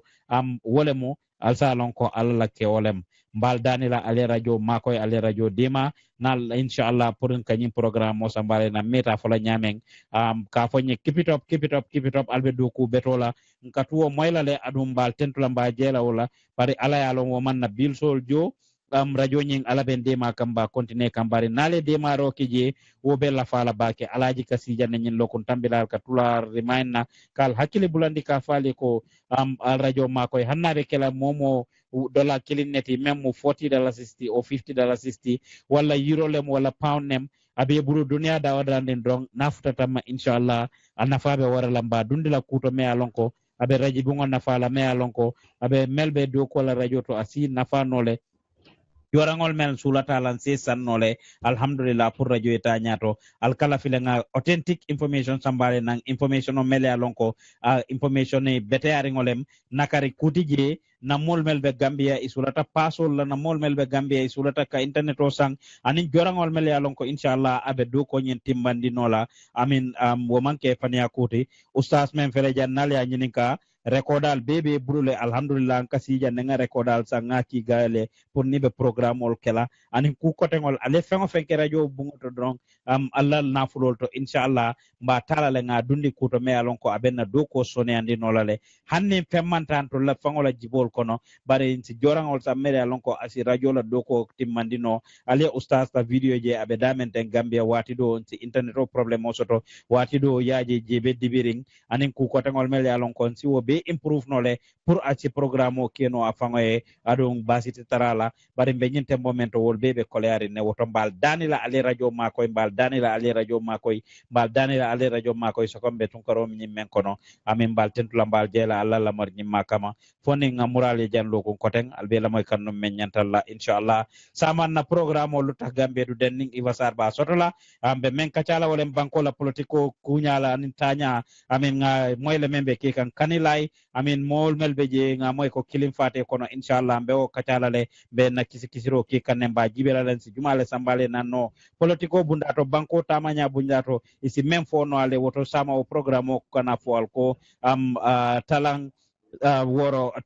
woro gambia la wato inshallah sama amin lutax gambia du dem programme on ning iwasar ba sambala le nambal tentula mbal jela follo ko koteke assalamu alaikum wa rahmatullah mbal tentula mbal jela men nyanta programme o len alaji ibrahima ba mama koton nim pa ousmane leka sambale nang abaraka oustaz mohammed diop abaraka altol la moy ral be albe dawodrandin drong mba fola le tafa al ahlan wa sahlan al bunya bije fonga murale na janlo ko koteke ala baraka bake thank you very much ala baraka bake